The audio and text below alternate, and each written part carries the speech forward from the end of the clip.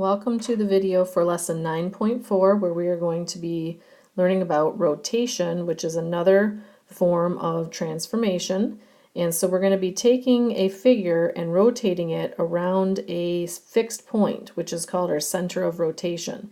So please use a pencil. If you don't have one, stop the video and go find a pencil, please.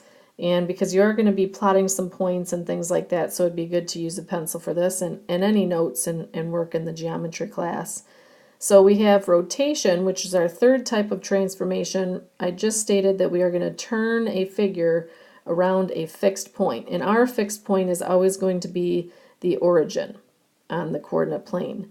So the center of rotation is going to be the origin, and Theorem 3 about rotations states that rotation is an isometry. An isometry is a rigid transformation. Okay, rigid just means that there is no change in size or shape. Now, when we think about turning a figure around a fixed point, we have to think about two directions that those rotations can take place. So clockwise is the direction in which a clock turns. And counterclockwise is going to be the opposite way that a clock turns.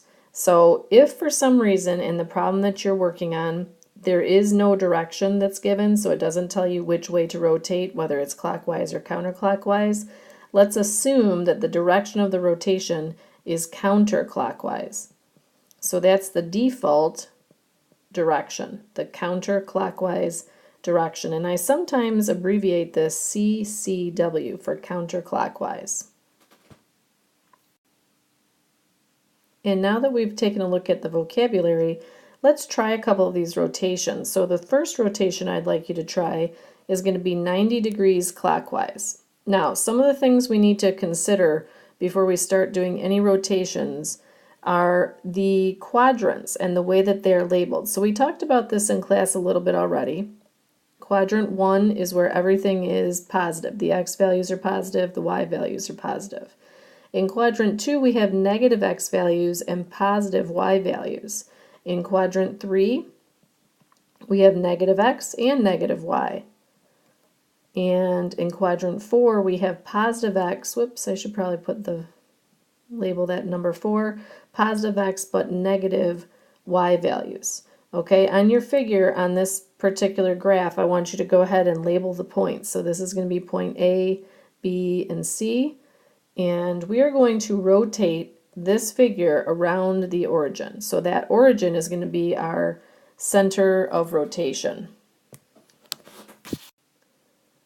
And again, in this one, we're going to be doing a 90 degrees clockwise direction. So every turn, every quadrant is 90 degrees from the other one. So all of the points in this particular figure, this is our pre-image, right? So we have this pre-image figure over here that we want to rotate. So this whole thing has to be rotated 90 degrees clockwise. And remember that clockwise is in this direction. So all of these points have to end up in quadrant 3. Well, before we begin, let's go ahead and put our x and y values up here where it says original figure. I want to put in my x and y values. So for point A, we have positive 4, negative 2. We have 10, negative 4 for point B.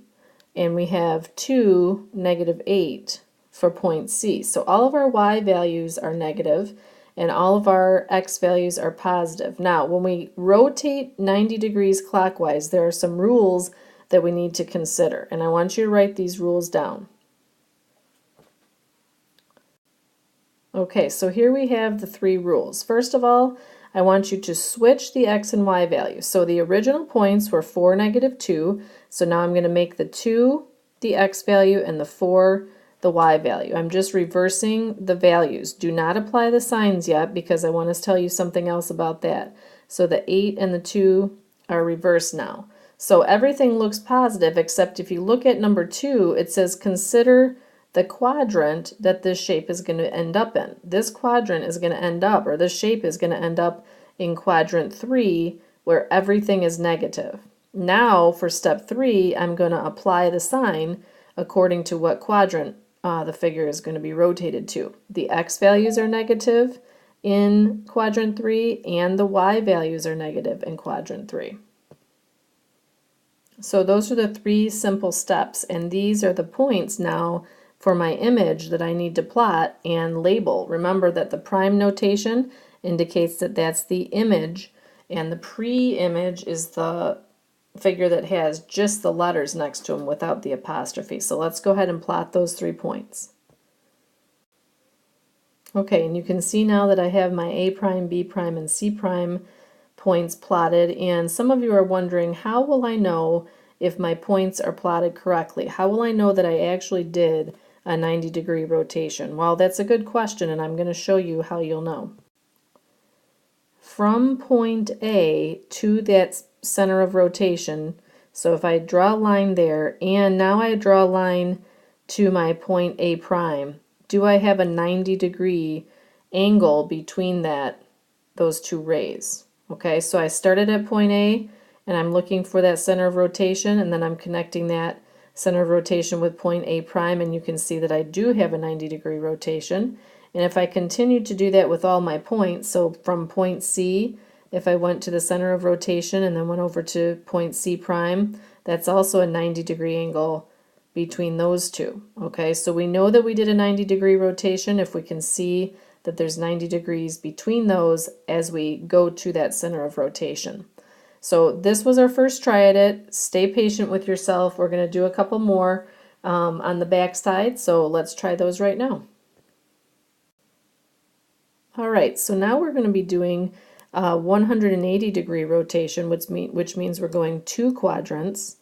And it really doesn't matter if it's clockwise or counterclockwise, because of course our original figure looks like it starts off in quadrant 1, and whether we go this direction 2 quadrants or whether we go this direction 2 quadrants, we're still going to end up in quadrant 3. Okay, so that's our 180-degree rotation. And if you notice the green line that's going right through that origin there, this green line is showing us that this is a 180-degree rotation because it's a straight line. Remember, this is a 180-degree angle because it's a straight line. So let's go ahead and put down our point A, B, and C, our values for X and Y, and we'll do the same thing for our image points and kind of compare those points to see what rule we can write down to remember how to do a 180-degree rotation. So if these are our points, X and Y, what do we need to remember when we're doing a 180-degree rotation? It looks to me like we have +7, +4, because these were in quadrant 1, and now because the new point is going to be in quadrant 3, everything is negative down here in quadrant 3. So that means that we have to keep the values. The X value is still 7, but now it's -7 for that image point. Same thing for the value of Y. Y was originally positive, and now because it's going to quadrant 3, it is negative. So the rule that we want to write down here, a rule to remember for a 180-degree rotation, is keep the X and Y values, the actual number, but change the sign.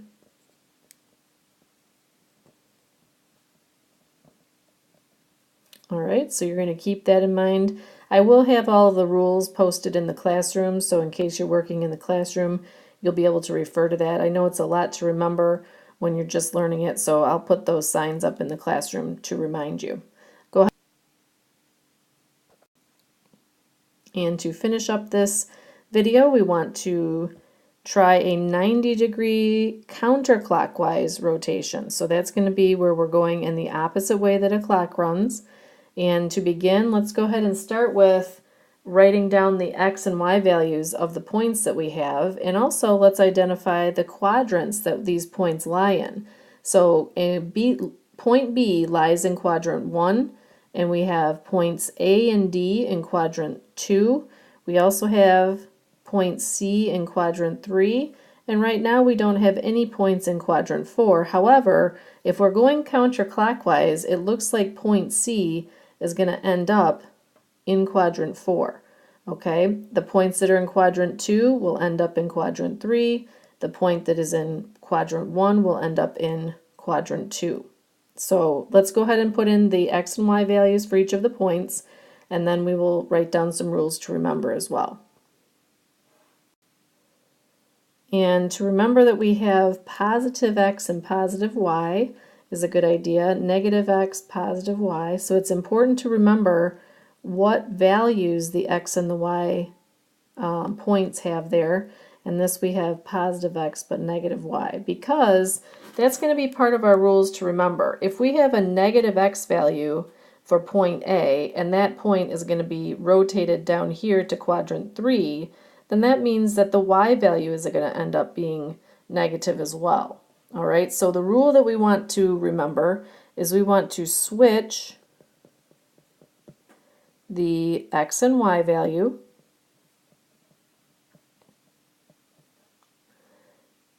and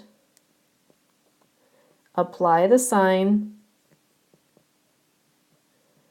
of each of them based on the quadrant that it's going to land in.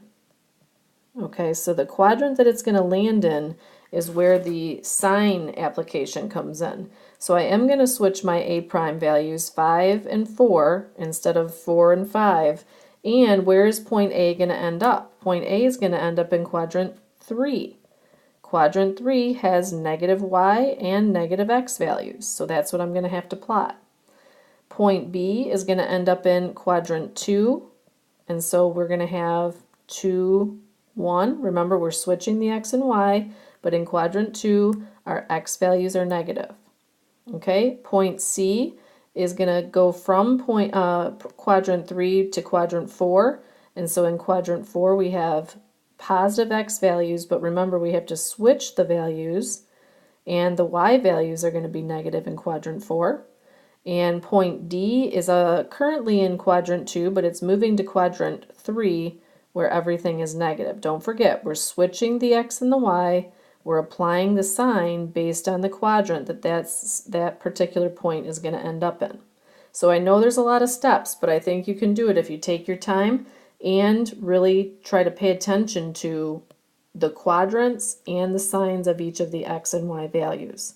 So I'm going to go ahead and plot my image points and label them with the correct prime notation. And as you see, the purple trapezoid that I have here has the correct symbols, right? We want to make sure that we have the prime notation, and check and see that it actually did a 90-degree rotation. So point B, if you connect that through that point, that center of rotation, as well as B prime, notice that that is actually a 90-degree angle there.